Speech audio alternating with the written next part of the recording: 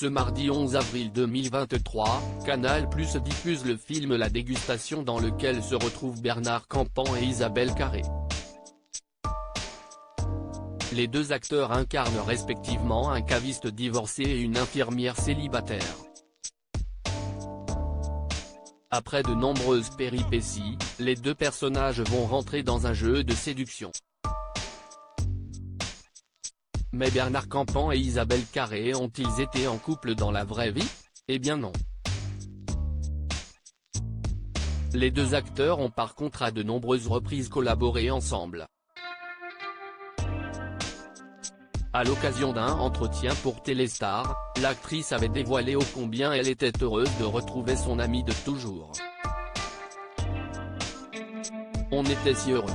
Si est fou que personne n'ait pensé à nous réunir plus tôt. Je pense qu'on a beaucoup de points communs.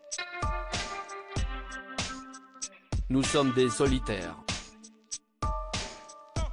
Comme moi, Bernard vit dans une maison à la campagne, il se montre très peu, est très distrait et réservé.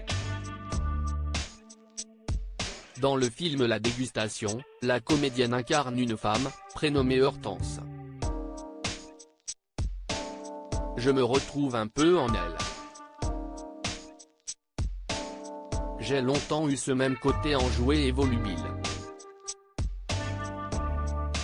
Je souriais tout le temps pour cacher ma timidité. Elle me touche également parce qu'elle me fait penser à ma grand-mère, qui s'occupait pas moins de 10 associations. Faute de moyens, elle donnait beaucoup de son temps en faveur des personnes défavorisées. Isabelle Carré, cette actrice très engagée et en effet, Isabelle Carré est une artiste engagée, notamment dans le social. Très modestement. J'essaie de soutenir les associations qui traitent de la protection de l'enfance, comme Prendre un enfant par la main, SOS Village d'enfants.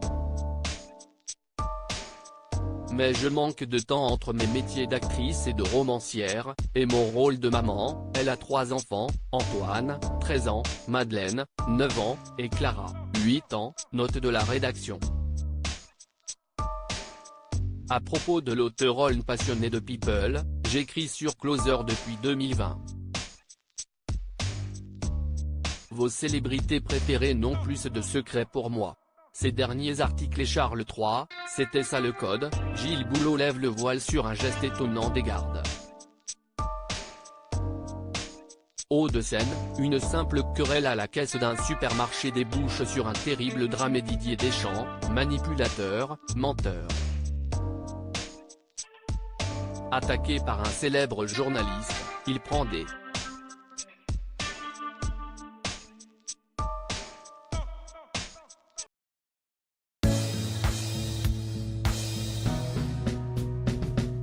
But there's all times through the rough times